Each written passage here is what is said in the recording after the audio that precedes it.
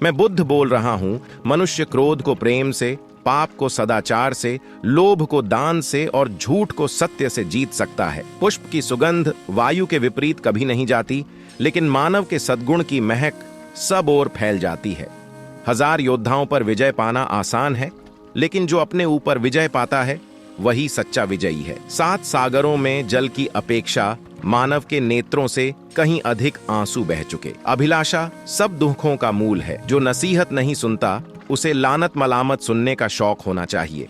घृणा से कभी कम नहीं होती, प्रेम से ही होती है। पाप का संचय ही दुखों का मूल है। जो अपने ऊपर विजय प्राप्त करता है वही सबसे बड़ा विजयी है। हम जो कुछ भी हैं वह हमने आज तक क्या सोचा इस बात का परिणाम है। यदि कोई व्यक्ति बुरी सोच के साथ बोलता या काम करता है तो उसे कष्ट ही मिलता है।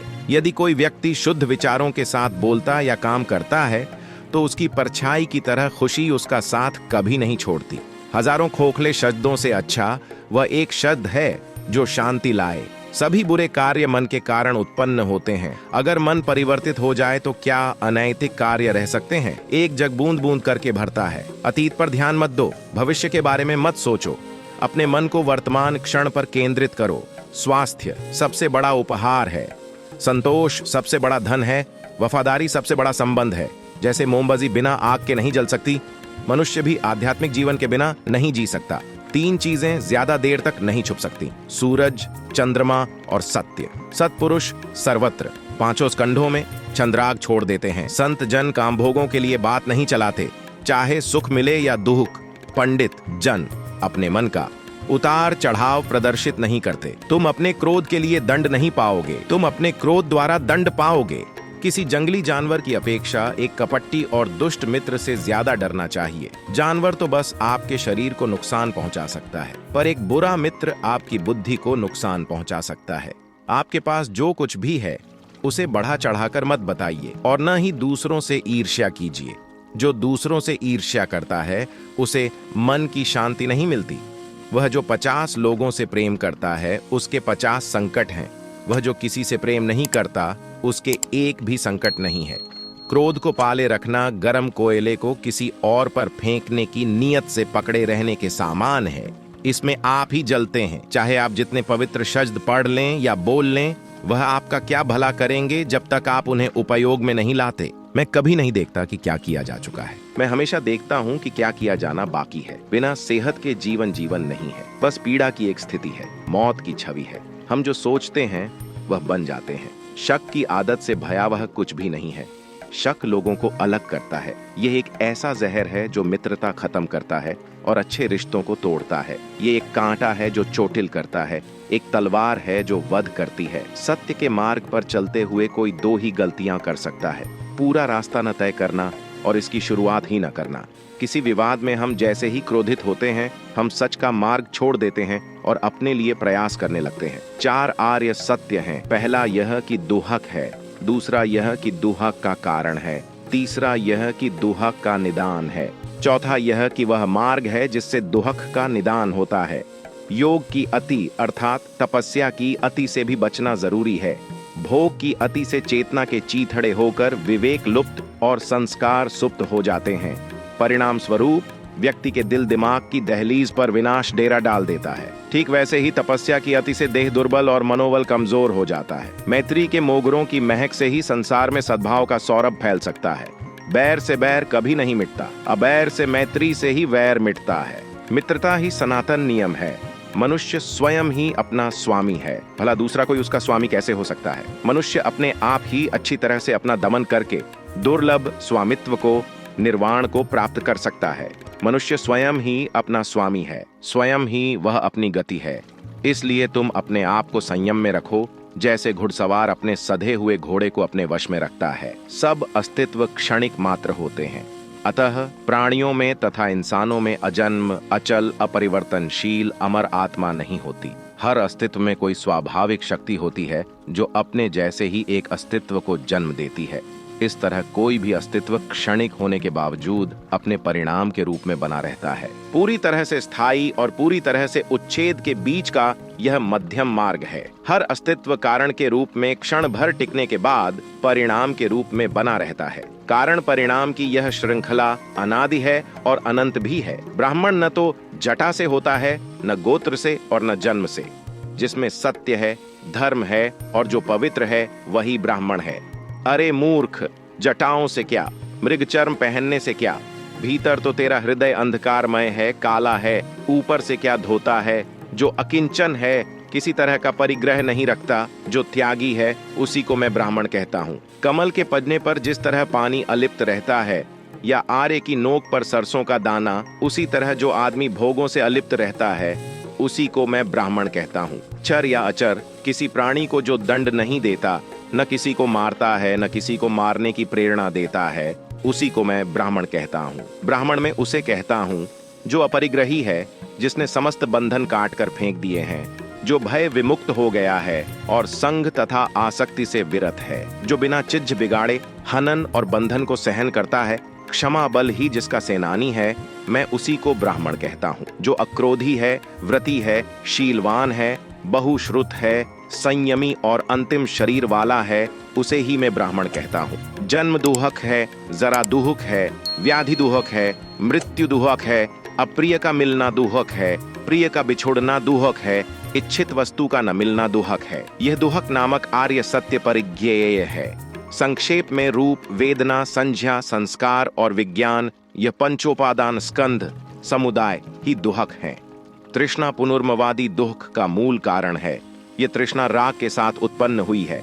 सांसारिक उपभोगों की तृष्णा, स्वर्गलोक में जाने की तृष्णा और आत्महत्या करके संसार से लुप्त हो जाने की तृष्णा, इन तीन तृष्णाओं से मनुष्य अनेक तरह का पापाचरण करता है और दुख भोगता है। यह दुहक समुदाय का आर्य सत्य त्याज्य है। तृष्णा का निरोध करने से निर्वाण की प्राप्ति होती है, देह दंड या कामोपभोग से मोक्ष लाभ होने का नहीं। यह दुख निरोध नाम का आर्य सत्य साक्षात्करणीय कर्तव्य है। नरोदगामिनी प्रतिपद नामक आर्य सत्य भावना करने योग्य है। इसी आर्य सत्य को अष्टांगिक मार्ग कहते हैं। वे अष्टांग ये हैं: 1. सज्जक दृष्टि, 2. सज्जक संकल्प, 3. सज्जक वचन, 4. सज्जक कर्मांत, 5. सज्जक आजीव, 6. सज्जक व्यायाम, 7. सज्जक स्मृति और 8. सज्जक समाधि। दुहक का निरोध इसी अष्टांगिक मार्ग पर चलने से होता है। चिज से ही जगत की सजा है और जगत की सजा चिज्जन है। प्रमाद में मत फंसो, भोग विलास में मत फंसो, कामदेव के चक्कर में मत फंसो। प्रमाद से दूर रहकर ध्यान में लगने वाला व्यक्ति महासुख प्राप्त करता है। प्रमाद न करने से, जागरूक रहने से अमृत का पद मिलता है, निर्वाण मिलता है। प्रमाद करने से आदमी वे मौत मरता है। अब प्रमादी नहीं मरते। प्रमादी तो जीते हुए भी मरे जैसे हैं। कंजूस आदमी देवलोक में नहीं जाते। मूर्ख लोग दान की प्रशंसा नहीं करते। पंडित लोग दान का अनुमोदन करते हैं। दान से ही मनुष्य लोक परलोक में सुखी होता है। तृष्णा की नदियां मनुष्य को बहुत प्यारी और मनोहर लगती है। जो इनमें नहाकर सुख खोजते हैं, उन्हें बार बार जन्म, मरण और बुढ़ापे के चक्कर में पड़ना पड़ता है। लोहे का बंधन हो, लकड़ी का बंधन हो, रस्सी का बंधन हो, इसे बुद्धिमान लोग बंधन नहीं मानते। इनसे कड़ा बंधन तो सोने का, चांदी का, मणि का, कुंडल का, पुत्र का, स्त्री का है। गृहस्थ को चाहिए कि वह किसी प्राणी की हिंसा न करे, चोरी न करे, असत्य न बोले, शराब आदि मादक पदार्थों का सेवन न करे, व्यभिचार से बचे और रात्रि में असमय भोजन न करे। गृहस्थ के कर्तव्य इस प्रकार हैं: जिस आर्य श्रावक गृहस्थ को 6 दिशाओं की पूजा करनी हो, वह 4 कर्म क्लेशों से मुक्त हो जाए। जिन 4 कारणों के वश होकर मूढ़ मनुष्य पाप कर्म करने में प्रवृत्त होता है, उनमें से उसे किसी भी कारण के वश में नहीं होना चाहिए और संपत्ति नाश के उसे 6 दरवाजे बंद कर देने चाहिए। चिज्ज के मलिन होने से दुर्गति अनिवार्य है। चिज्ज के मल ये हैं जिन्हें उपक्लेश भी कहा जाता है: 1. विषम लोभ, 2.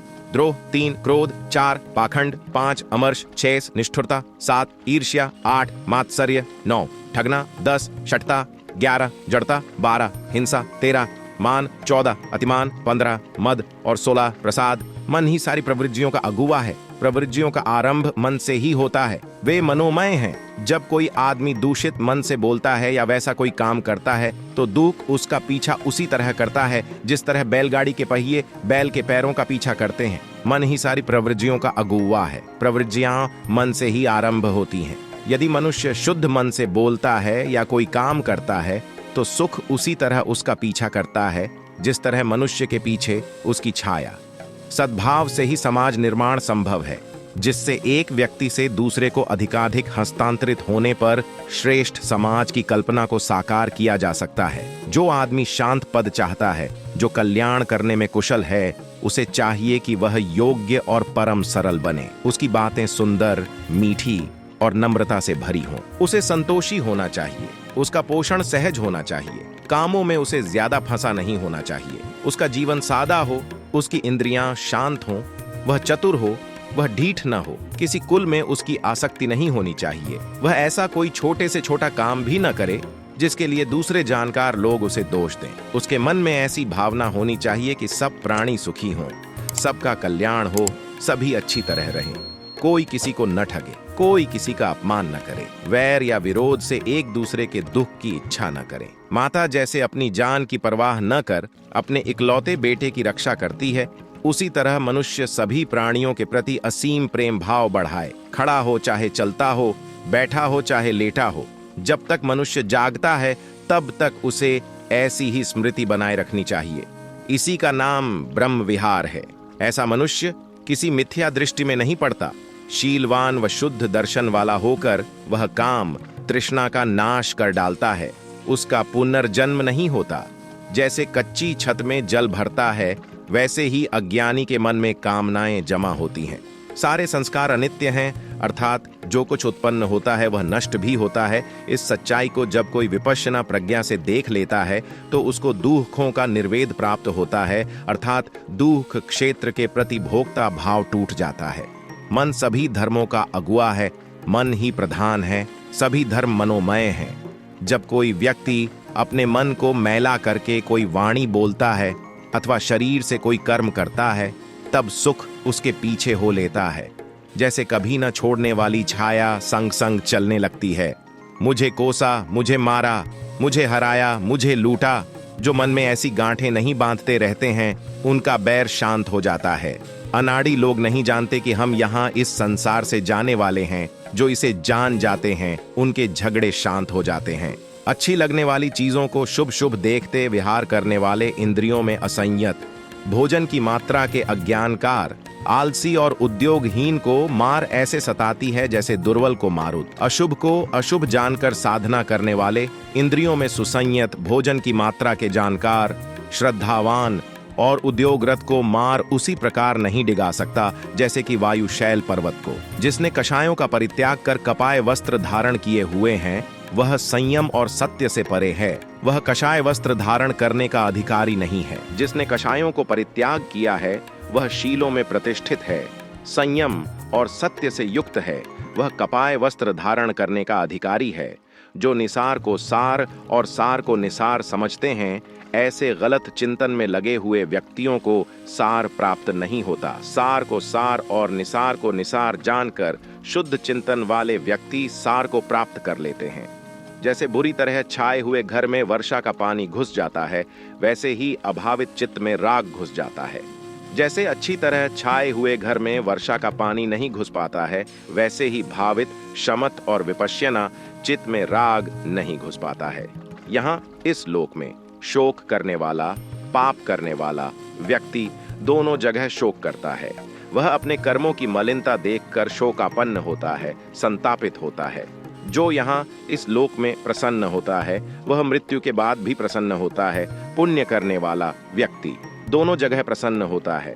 वह अपने कर्मों की शुद्धता देखकर मुदित होता है, प्रमुदित होता है। जो यहाँ इस लोक में संतप्त होता है, प्राण छोड़कर परलोक में संतप्त होता है। पापकारी दोनों जगह संतप्त होता है। मैंने पाप किया है, इस चिंतन से संतप्त होता है और दुर्गति को प्राप्त होकर और भी अधिक संतप्त होता है। जो यहाँ इस लोक में आनंदित होता है, प्राण छोड़कर परलोक में आनंदित होता है। पुण्यकारी दोनों जगह आनंदित होता है। मैंने पुण्य किया है, इस चिंतन से आनंदित होता है और सुगति को प्राप्त होकर और भी अधिक आनंदित होता है।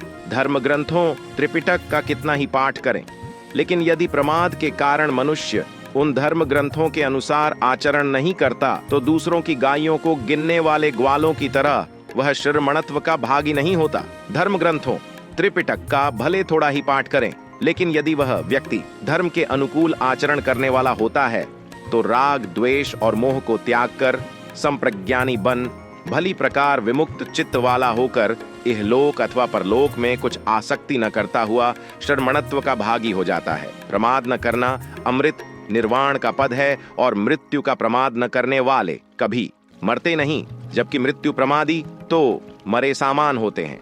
ज्ञानी जन अप्रमाद के बारे में इस प्रकार विशेष रूप से जानकर आर्यों की गोचर भूमि में रमण करते हुए अप्रमाद में प्रमुदित होते हैं। सतत ध्यान करने वाले, नित्य दृढ़ पराक्रम करने वाले, धीर पुरुष उत्कृष्ट योग क्षेम वाले निर्वाण को प्राप्त अर्थात इसका साक्षात्कार कर लेते हैं।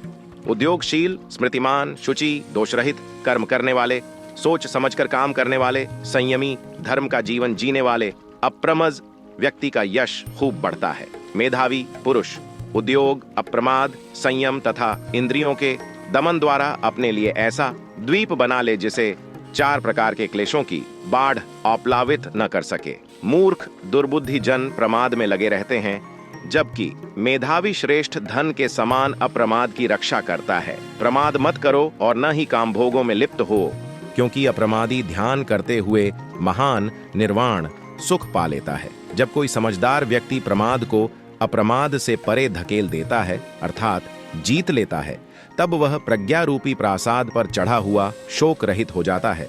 ऐसा शोक रहित धीर मनुष्य शोकग्रस्त विमूढ़ों जनों को ऐसे ही करुण भाव से देखता है जैसे कि पर्वत पर खड़ा हुआ कोई व्यक्ति धरती पर खड़े लोगों को देखे। प्रमाद करने वालों में अप्रमादी, क्षीणाश्रव तथा अज्ञान की नींद में सोए लोगों में प्रज्ञा में अति सचेत उज्जम प्रज्ञा वाला दूसरों को पीछे छोड़कर ऐसे आगे निकल जाता है जैसे शीघ्रगामी अश्व दुर्बल अश्व को। अप्रमाद के कारण इंद्र देवताओं में श्रेष्ठता को प्राप्त हुए पंडित जन अप्रमाद की प्रशंसा करते हैं, इसलिए प्रमाद की सदा निंदा होती है। जो साधक अप्रमाद में रत रहता है या प्रमाद में भय देखता है, वह अपने छोटे बड़े सभी कर्म संस्कारों के बंधनों को आग की भांति जलाते हुए चलता है। जो साधक अप्रमाद में रत रहता है या प्रमाद में भय देखता है, उसका पतन नहीं हो सकता, वह तो निर्वाण के समीप पहुंचा हुआ होता है। चंचल, चप्पल, कठिनाइयों से संरक्षण और कठिनाई से ही निवारण योग्य चिह्न को मेधावी पुरुष वैसे ही सीधा करता है जैसे बाण बनाने वाला बाण को। जैसे जल से निकलकर धरती पर फेंकी गई मछली तड़पती है, वैसे ही मार के फंदे से निकलने के लिए ये चीज तड़पता है। अगर वीडियो पसंद आया हो तो चैनल को सब्सक्राइब करके बेल आइकॉन दबा दीजिएगा ताकि आपको ऐसे ही मोटिवेशनल वीडियोस मिलता रहे। आपका कीमती समय देने के लिए दिल से धन्यवाद। कमेंट में नमो बुद्धाय जरूर लिख दीजिएगा। तो आज के लिए इतना ही, मिलते हैं किसी नए मोटिवेशनल वीडियोस के साथ में। तब तक के लिए जय हिंद, जय भारत।